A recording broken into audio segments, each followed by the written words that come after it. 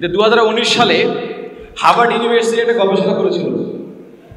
সেখানে লেখা ছিল একটা টার্ম পেপার দেওয়া হয়, সেখান থেকে 100 জন শিক্ষার্থীকে বাছাই করা হয়। 100 জন শিক্ষার্থীকে বলা হয় যে তোমরা এই টার্ম পেপারটা পূরণ করো। পূরণ করে দেখা যায় এখানে কোশ্চেনগুলো এমন করে সেট করা ছিল যে একজন শিক্ষার্থী সেগুলো পূরণ করলে এখানে ক্লিয়ারলি দেখা যাবে তার জীবনের লক্ষ্যটা আসলে কি হবে। তো হার্ভার্ড ইউনিভার্সিটিতে পড়াশোনা করে এরকম 100 জন শিক্ষার্থী থেকে টার্ম পেপার জমা নেওয়ার পরে দেখা গেল যে হার্ভার্ড ইউনিভার্সিটিতে পড়াশোনা করে এমন 84% শিক্ষার্থী বলতে পারেনি তার জীবনের লক্ষ্য কি হওয়া উচিত। এটা হার্ভার্ড ইউনিভার্সিটি পৃথিবীর টপ রেটেড ইউনিভার্সিটি বলা হয়। অক্সফোর্ড, ক্যামব্রিজ, হার্ভার্ড এগুলো ভালো ভালো ইউনিভার্সিটি বলা হয় অ্যাজ ইউজুয়াল। তো সেখানে শিক্ষার্থীরা মূলত 84% শিক্ষার্থী বলতে পারে না আমার জীবনের লক্ষ্য কি হওয়া উচিত। তাদের মধ্যে মাত্র 13% বলতে পেরেছিল আমার জীবনের লক্ষ্য কি হওয়া উচিত, কিন্তু তারা বলতে পারে না এক্স্যাক্টলি কোন ওয়েতে আমার এই গোলটা অ্যাচিভ করতে হবে। মাত্র 3% শিক্ষার্থী বলতে পেরেছিল হার্ভার্ডে যে আমার জীবনের লক্ষ্য কি হওয়া উচিত এবং এটা অ্যাচিভ করার জন্য আমার কোন প্রক্রিয়া যাওয়া দরকার গ্রাজুয়ালি। তো আমার সামনে যারা বসে আছেন আপনারা দেখবেন আমাদের স্বপ্নগুলো চেঞ্জ হয় গ্রাজুয়ালি।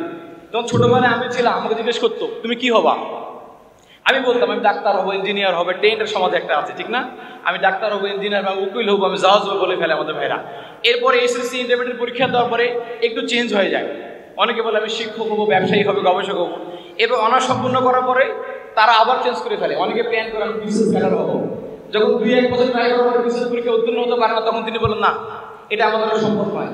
দেখবেন আমাদের স্বপ্নগুলো আমাদের সমাজে গ্র্যাজুয়ালি চেঞ্জ হয়ে যাচ্ছে, কারণ আমাদের সমাজ ব্যবস্থা, আমাদের শিক্ষা ব্যবস্থা আমাকে বড় স্বপ্ন দেখাতে শেখায় না। শুধু আমাদের এখানে না, বিশ্বের বিভিন্ন দেশের সমস্যাগুলো বর্তমানে বিদ্যমান রয়েছে। কাজে আমি বলতে চাই আপনার জীবনের লং টার্ম প্ল্যান নিয়ে আপনি আগাতে পারবেন না বাংলাদেশে, কারণ কোনো গভর্নমেন্ট আপনাকে কোনো সাপোর্ট দিবে না বর্তমানে, না একাডেমিকলি আপনাকে সাপোর্ট দিবে, না ফাইন্যান্সিয়ালি আপনাকে সাপোর্ট দিবে। এই শর্ট টার্ম প্ল্যান নিয়ে যদি আপনি আগাতে পারেন তাহলে আপনি সবচেয়ে ভালো করতে পারবেন বর্তমানে। আপনার প্রথম টার্গেট হওয়া দরকার, প্রথমেই এসএসসি পরীক্ষা A+ পাওয়ার পরে আমাকে একটি ভালো কলেজে ভর্তি হতে হবে সবার আগে। একটা ভালো কলেজ আপনাকে ভালো স্বপ্ন দেখাতে সহযোগিতা করবে।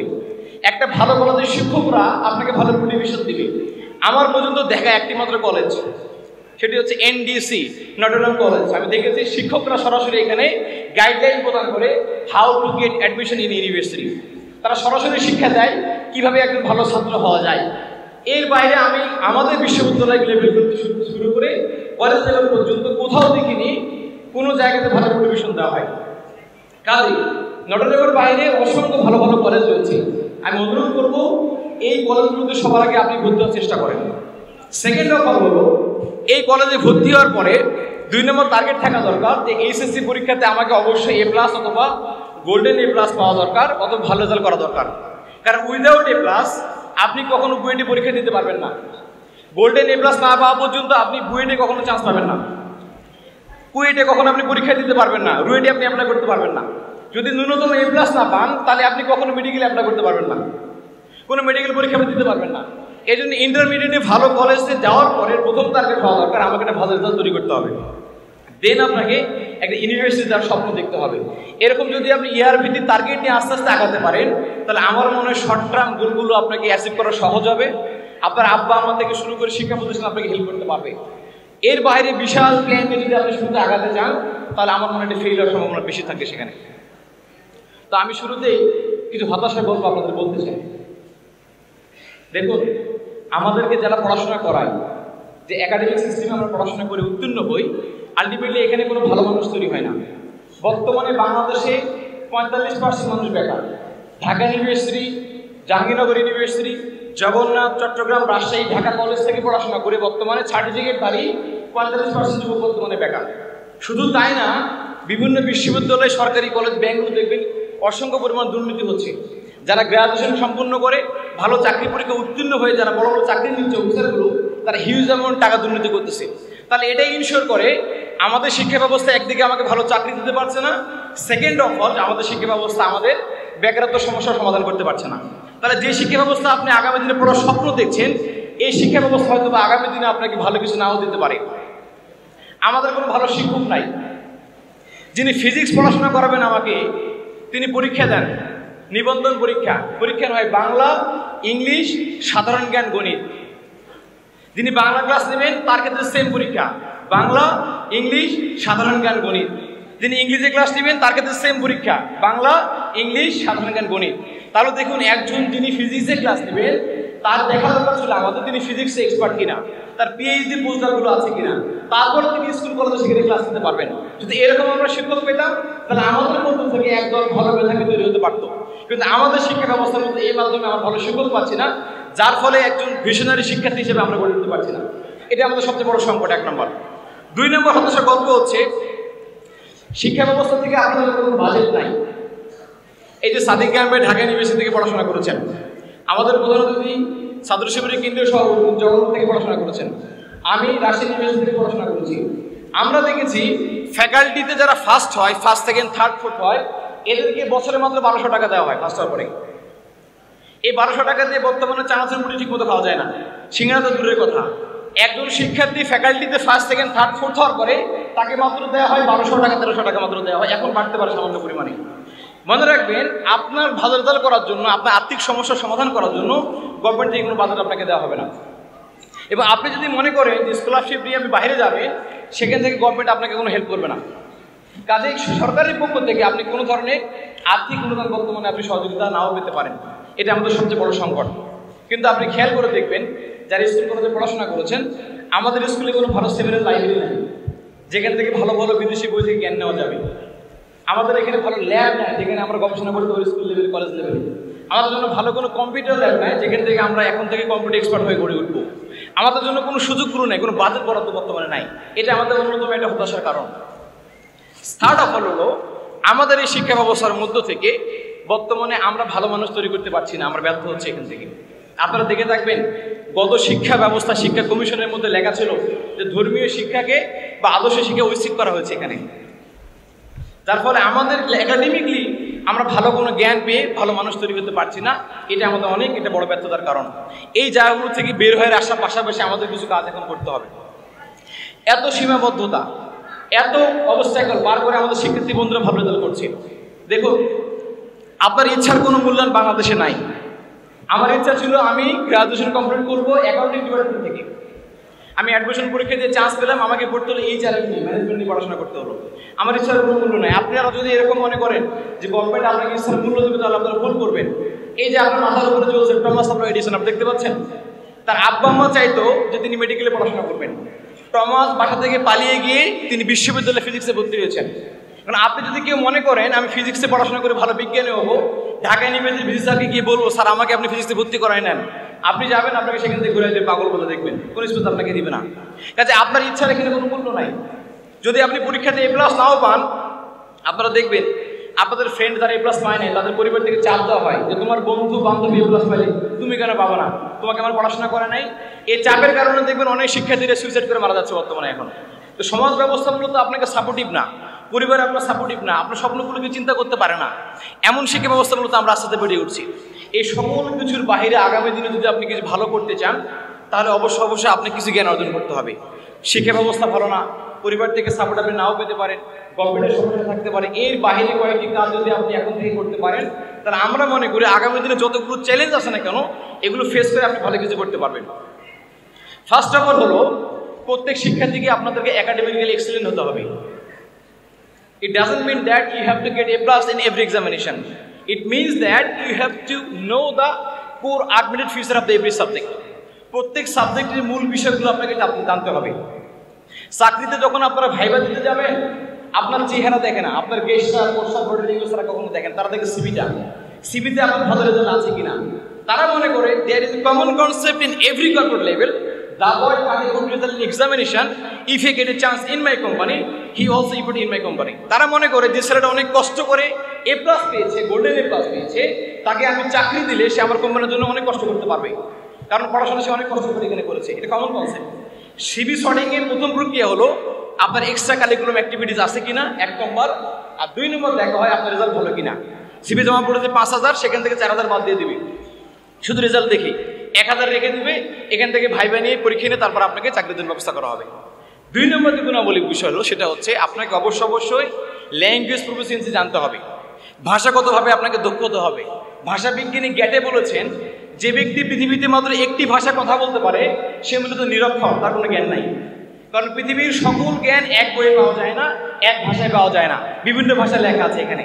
কাজে যদি আপনি প্রকৃত জ্ঞানী হতে চান কালচারাল ডাইভার্সিটি আপনি বুঝতে চান, বিশ্ব ব্যবস্থাকে আপনি জানতে চান, তাহলে আপনাকে অনেক সরস্বতী জ্ঞান রাখতে হবে।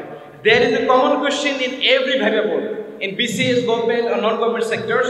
Introduce yourself. নিজেকে উপস্থাপন করো। প্রথম প্রশ্ন, যে যত বেশি স্মার্টলি নিজেকে রিপ্রেজেন্ট করতে পারবে তার ভালো চাকরি পাওয়ার সম্ভাবনা সবচেয়ে তত বেশি বর্তমান যুগে। সিম্পলি যদি বলি ভাইয়ের নাম হাসান, আমি বললাম, তিনি বক্তব্য দিচ্ছেন যে আমার নাম হাসান, তিনি বলছে যে মাই নেম ইজ হাসান, ঠিক না?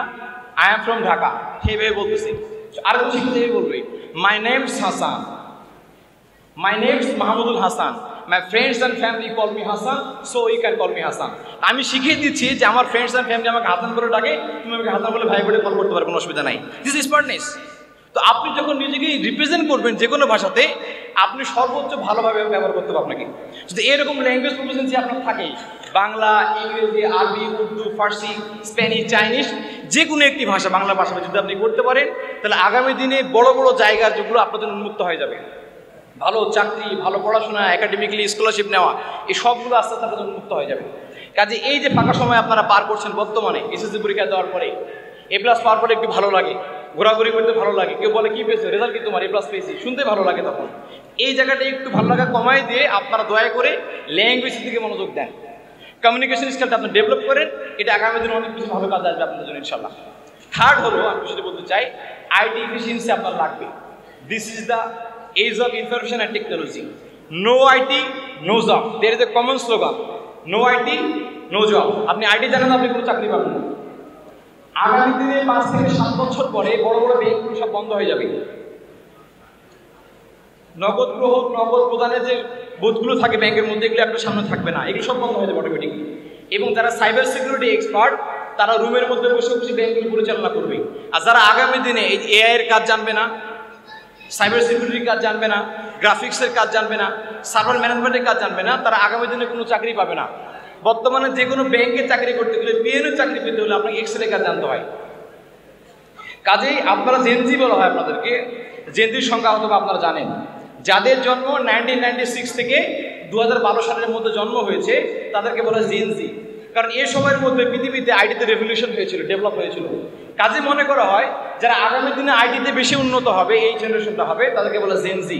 কিন্তু আমাদের এখানে দেখা যাবে এই যুগের মধ্যে জন্মগ্রহণ করে আমাদের মধ্যে অনেক শিক্ষার্থী বন্ধুরা আমরা এখনো এক্সেলের কাজ পারি না, আমরা গ্রাফিক্সের কাজ পারছি না, আমরা সাইবার সিকিউরিটি কাজগুলো জানি না। তাহলে আপনি জেনজির মধ্যে জন্মগ্রহণ করেও জেনজির পুত্রভুক্ত আপনি হতে পারেন না, এটা আপনার ব্যর্থতা। কাজে আগামী দিনে চ্যালেঞ্জগুলো ফেস করতে হলে আপনাকে এখন থেকে এই ফ্রি সময়ে কলেজে ঘুরতে রাখ পর্যন্ত আপনাকে অবশ্যই আইটিতে ভালো কিছু করার চেষ্টা করতে হবে। আর লাস্ট অফ অল আমি আপনাকে বলতে চাই, এথিক্স। আপনাকে অবশ্যই নৈতিকতার জ্ঞান থাকতে হবে সবার আগে। কোনটি ভালো, কোনটি মন্দ, কোনটি হালাল, কোনটি হারাম, এই জ্ঞান না থাকা পর্যন্ত আপনার A+ কখনো আপনাকে ভালো মানুষ বানাতে পারে না। আপনার টাকা পয়সা, আপনার টেকনোলজি, আপনার ভালো ল্যাপটপ, আপনার ভালো বাইক, আপনার আব্বার অনেক বেশি প্রতিপত্তি, এগুলো কখনো আপনার কোনো কাজে আসবে না। জাপানের দিকে তাকিয়ে দেখেন, the fastest country in the world, পৃথিবীর সবচেয়ে গতিশীল কান্ট্রি বলা জাপানকে বলা হয়।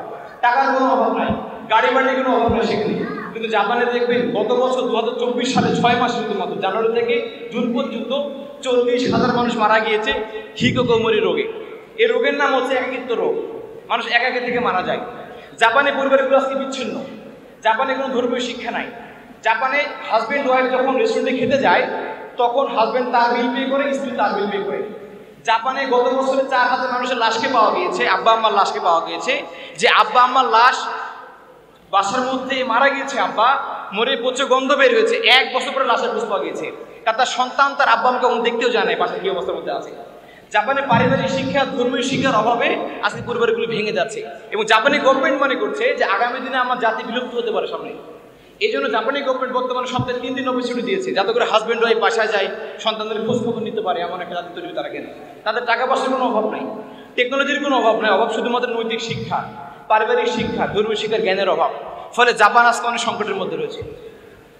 যাদেরকে আমরা সিভিলাইজ কান্ট্রি বলি, ফ্রান্সের কথা বলছেন আপনারা, ইউএসএ এর কথা বলছেন, মারাত্মক অবস্থা খারাপ সেখানে। 2019 সালে ইউএসএতে পাদ্রীদের দ্বারা, যারা খ্রিস্টান পাদ্রী থাকে যারা, তাদের দ্বারা 2019 সালে আমেরিকাতে চার্চে 750 জন শিক্ষার্থী ধর্ষণের শিকার হয়েছে শিশু। ফ্রান্সে 2024 সালে 1800 শিক্ষার্থী ধর্ষণের শিকার হয়েছে। ধর্মীয় কোনো শিক্ষা নেয়, ধর্মীয় নেওয়ার জন্য শিক্ষা নেওয়ার জন্য তার চার্চে যায়, পাদ্রীদের কাছে যায়, পাদ্রীরা সেখানে ছোট ছোট শিশুদের ধর্ষণ করতে সেখানে। বুঝতে পেরেছেন? এই ধর্মীয় শিক্ষা, আদর্শিক শিক্ষা, পারিবারিক শিক্ষা না থাকার ফলে বিভিন্ন জায়গায় এর অনেক কাজগুলো চর্চা হচ্ছে। যাদেরকে আমরা শিক্ষিত বলি আলটিমেটলি তারা শিক্ষিত নয়, বরঞ্চ তারা পশুর চেয়ে নিচে নেমে গেছে বর্তমানে পরিবেশে। কাজে আমি বলতে চাই ইথিক্সের জ্ঞান আমাদের শিখতে হবে। যারা আব্বা আম্মা রয়েছেন, আপনাদের সম্মান রেখে বলি, আপনার সন্তানকে আপনি পারিবারিক শিক্ষা দেন, দয়া করে ধর্মীয় শিক্ষা দেন, তাদেরকে বুঝান কোনটি হালাল, কোনটি হারাম, কোনটি ভালো, কোনটি মন্দ। এটি আমাদের পরিবারের জন্য, দেশের জন্য, সবার জন্য অনেক কিছু ভালো বয়ে আনবে ইনশাল্লাহ, কল্যাণকর হবে ইনশাল্লাহ, এটা আমরা মনে করি। আমার সর্বশেষ কথা হলো, আমি আপনাদের দিকে তাকিয়ে দেখলাম ওয়েল ড্রেস ওয়েল, চমৎকার ড্রেস আপ করে আসছে। আমরা এখানে আবুরা আসছেন, আমাদের ভাইয়ারা আসছেন, এখানে অভিভাবকরা আসছেন, চমৎকার ড্রেস আপ করে আসছেন। এখানে আমাদের কোনো অভাব নাই, এটা থেকে মনে হচ্ছে মোটামুটি সবাই মোটামুটি ফাইন্যান্সিয়ালি সলভেন্ট বলে আমার কাছে এটা মনে হচ্ছে, প্রতীয়মান হচ্ছে। আমি একজন ব্যক্তির কথা বলবো যে তিনি সমাজের হিরো হয়েছিলেন। যেহেতু আমাদের সলভেন্সি বেশি, আমি অনুরোধ করব আপনারা সমাজের একজন হিরো হয়ে যান। একাডেমিক দিক থেকে, নৈতিকতার দিক থেকে, আদর্শিক দিক থেকে আপনার একটি হিরো হয়ে যান, অনুরোধ করবো। আমি বলতে চাই ডক্টর এপিজে আব্দুল কালামের কথা আপনারা সকলে শুনেছেন। তাকে বলা হতো, একটা প্রশ্ন করেছে ছোট্ট বাচ্চা, কয়েকদিন আগে দেখবেন ইউটিউবে পাওয়া যাবে, how did you become so great? আপনি এত ভালো মানুষ কিভাবে হলেন, এত উঁচু জায়গায় আপনি কেমন করে আসলেন, আপনি ভারতের রাষ্ট্রপতি কিভাবে হলেন? তাকে একটা প্রশ্ন করা হয়েছে, তিনি উত্তর দিয়েছিলেন, তিনি 5টি উত্তর দিয়েছিলেন। How did I become so great? First of all তিনি বলেছিলেন, you must have a plan, you must have a dream, তোমার একটা স্বপ্ন থাকতে হবে। তিনি 2 নম্বর বলেছিলেন, ইউ মাস্ট কন্টিনিউয়াসলি এক ইউর নলেজ, তোমাকে নিয়মিতভাবে জ্ঞান অর্জন করতে হবে। তিনি 3rd বলেছিলেন, ওয়ার্ক হার্ড, পরিশ্রম করো। 4 নম্বর বলেছেন পারসিভিয়ারেন্স, তুমি লেগে থাকো, হতাশা পাবে না কখনো। লাস্ট বলেছিলেন, নট অ্যাফ্রেড অফ প্রবলেমস, সমস্যায় কখনো তুমি ভয় পাবা না। তিনি কেন বলেছিলেন উত্তরগুলো জানেন? ডক্টর এপিজে আব্দুল কালাম কোনোদিন স্কুল লাইফে তার ক্লাসে স্যান্ডেল পরে ক্লাসে আসতে পারেন নাই। তার শার্টের সব বোতামগুলো কখনো লাগানো পাওয়া যায় নাই, কারণ তার শার্টের বোতামগুলো কিন্তু খোলা, ছেঁড়া। তার আব্বা ছিল স্ল্যাম ডেলার, তারা বস্তিতে বসবাস করতেন, নদীতে মাছ ধরতেন, তারা টাকা পয়সা ছিল না এগুলো কেনার। কিন্তু এপিজে আব্দুল কালাম তিনি বলেছেন, আমি 5টি কাজ করার মাধ্যমে সমাজের সবচেয়ে নিম্ন স্তরে থাকার ফলেও আজকে আমি ভারতের রাষ্ট্রপতি হয়েছি, ভারতের আকাশে আমি স্যাটেলাইট স্থাপন করেছি, নিউক্লিয়ার ওয়েপন আমি তৈরি করেছি ভারতের মধ্যে। এই 5টি গুণ মূলত আমাকে এগুলো তৈরি করতে সহযোগিতা করেছে। তাতে আগামী দিনে যদি আপনি এমন ভালো মানুষ হতে পারেন, পরিশ্রম করতে পারেন, তাহলে আপনি সমাজে হিরো হতে পারবেন। হিরো হতে টাকা লাগে না, মোবাইল লাগে না, অ্যান্ড্রয়েড ফোন লাগে না, বাইক লাগে না, গার্লফ্রেন্ড লাগে না, বয়ফ্রেন্ড লাগে না, লাগে মেধা, নৈতিকতার পরিশ্রম। যারা এই 3টি কাজ করতে পারবে তারা আগামী দিনে আমাদের সমাজে হিরো হবে ইনশাল্লাহ, এটি আমরা প্রত্যাশা করি। আর সর্বশেষ কথা হলো, দাবি হলো, A+ পাওয়ার আগেই, পরীক্ষার আগে আপনারা আল্লাহকে সিজদা করেছেন আমি জানি। যারা এখানে হিন্দু রয়েছেন বা অন্য ধর্মের রয়েছেন তারা আপনার স্রষ্টার কাছে প্রার্থনা করেছিলেন, কিন্তু A+ পাওয়ার পরে, পরীক্ষার রেজাল্ট হওয়ার পরে আপনার এখন পর্যন্ত আল্লাহকে ভুলে গিয়েছে, ফরজ নামাজও ঠিক মতো পড়ছেন না। মনে রাখতে হবে আগামী দিনে SSC পরীক্ষার সময় আপনাকে আল্লাহকে আবার প্রয়োজন হবে, ইন্টারমিডিয়েট পরীক্ষার পরে অ্যাডমিশনের সময় আল্লাহকে আপনার প্রয়োজন হবে, অনার্স শেষ করার পরে আবার চাকরির জন্য আল্লাহকে আপনার প্রয়োজন হবে, বিসিএস দেওয়ার সময় আল্লাহকে আপনার আবার প্রয়োজন হবে। তখন আবার আল্লাহকে আপনারা ডাকেন না, তাহলে আল্লাহ আপনি স্বার্থবান মনে করতে পারে। কাজে যদি আপনি আল্লাহর প্রকৃত বান্দা হয়ে থাকেন তাহলে প্রত্যেকটা সময় আল্লাহকে আপনি স্মরণ করবেন, ভালো কাজের শুকরিয়া আদায় করবেন।